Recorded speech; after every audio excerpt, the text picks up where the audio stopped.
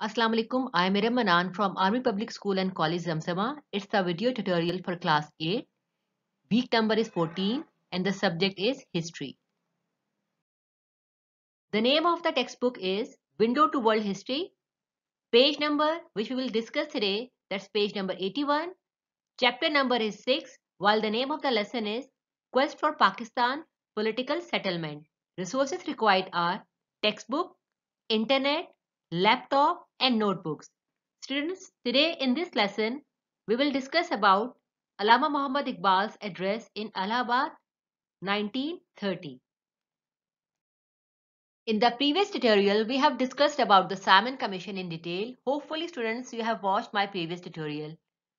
Simon Commission was headed by Sir John Simon. It was sent to India to investigate the constitutional problems in British India. So my question is, how many members were in the Simon Commission?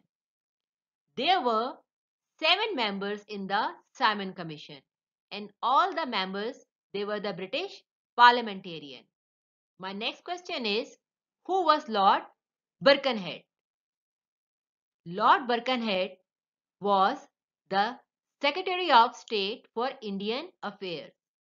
Lord Birkenhead sent John Simon in India in 1927 to investigate the constitutional problems in British India. And my last question is, what is ideology? Ideology is a set of political and cultural principles on which a nation or a civilization is based. Students, hopefully at the end of the topic, you would be able to identify the efforts of Allama Muhammad Iqbal as a poet to give a sense of self-identity to Indian Muslims and analyze the contributions of Allama Iqbal in the creation of Pakistan. Allama Muhammad Iqbal was a poet, philosopher and thinker who wrote many books to create the sense of self-esteem among the downtrodden Muslims. He wrote many poems to awaken the minds of the Indian Muslims. Apart from Allama Iqbal's fame as a philosopher and thinker of excellence, he is also known as the poet of the East. Allama Iqbal's poetry gave a sense of identity to the Indian Muslims and made them realize their destiny as a nation and work for a separate homeland of their own. The Allahabad Address was a speech of Indian-born scholar Sir Muhammad Iqbal, one of the best known in Pakistan history. It was delivered by Iqbal during the 25th annual session of the All India Muslim League on the afternoon of Monday, 29 December 1930 at Allahabad. Allama Iqbal gave the Muslims an idea of a separate state. Through his poetry, he awakened the Muslims. In the beginning, he was a supporter of the Hindu-Muslim unity, but narrow-mindedness and biased attitude of the Hindus forced him to rethink that Muslims should demand a separate country. In his famous presidential address at Allahabad in 1930, he demanded a state for the Muslims, a separate state for the Muslims so that they might lead their lives in accordance with their religion and culture. Let's find out some of the reasons that forced Allama Muhammad Iqbal to put forward the demand of a separate independent state for Muslims. One of the reasons was the Nehru Report. Students, in the previous tutorial, we have discussed in detail about the Nehru Report. Motilal Nehru drafted a future constitution for India and presented a report at Delhi in 1928, which was called as a Nehru Report, while Quaid-e-Azam Muhammad Ali Jinnah wanted certain amendments in the Nehru Report, which were rejected by the Motilal Nehru. So as a result, in 1929, Quaid-e-Azam Muhammad Ali Jinnah termed the Nehru Report as a Hindu document and rejected it on behalf of the Muslim League. And Mr. Jinnah decided to give an alternative Muslim agenda in the form of the famous 14 points. Another reason was the two-nation theory. Two-nation theory meant that there were two major nations in India, Hindus and Muslims. These two nations were entirely different from each other in their religious ideas, the way of living, and collective thinking. Their basic principles and the way of thinking are so different that despite living together for centuries, they could not intermingle with each other. The Indian Muslim fought the war of freedom on the basis of two-nation theory. And after accepting the theory as a historical fact, two separate states, Pakistan and India, finally came into existence. So we can say that this theory is the basis of ideology of Pakistan. So Allama Muhammad Iqbal wanted that for the two nations, there must be two separate countries. While Sir Syed Ahmad Khan was the first person who used the term two-nation theory due to the Hindi-Urdu controversy in Banaras in 1867, in which the Hindus encouraged Hindi as a medium of instruction.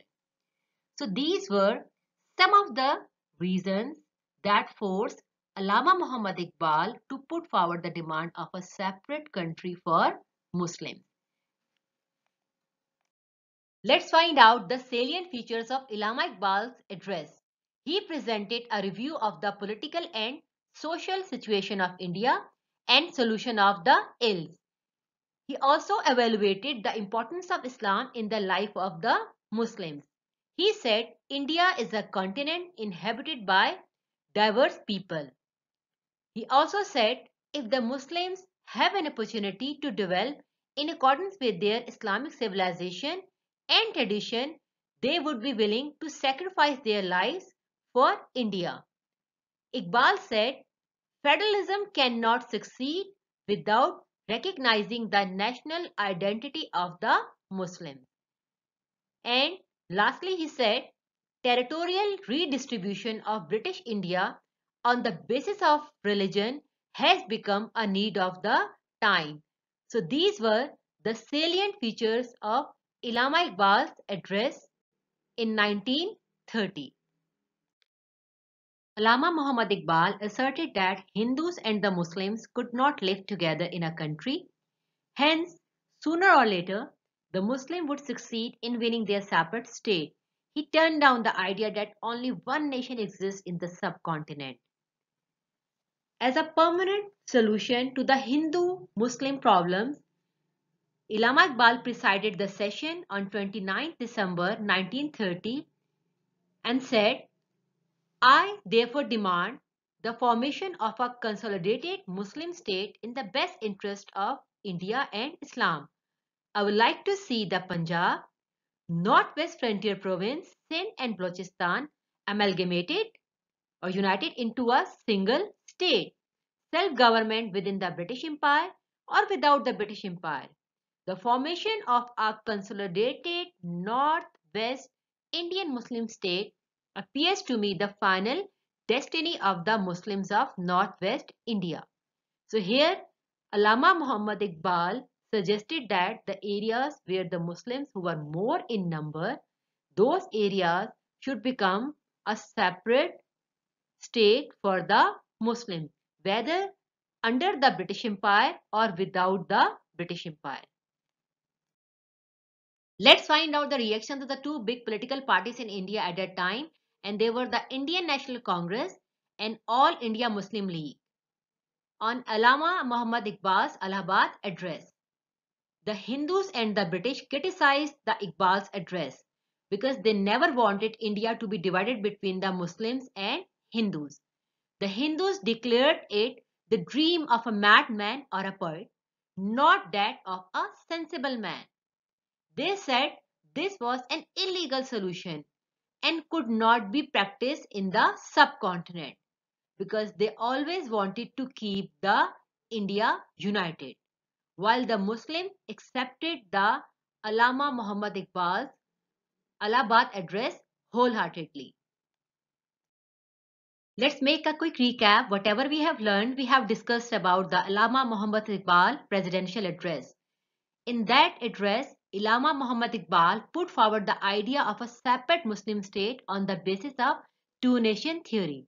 And Allama Muhammad Iqbal was also known as the dreamer of Pakistan because he suggested or he gave the idea of a separate Muslim state for the Muslims.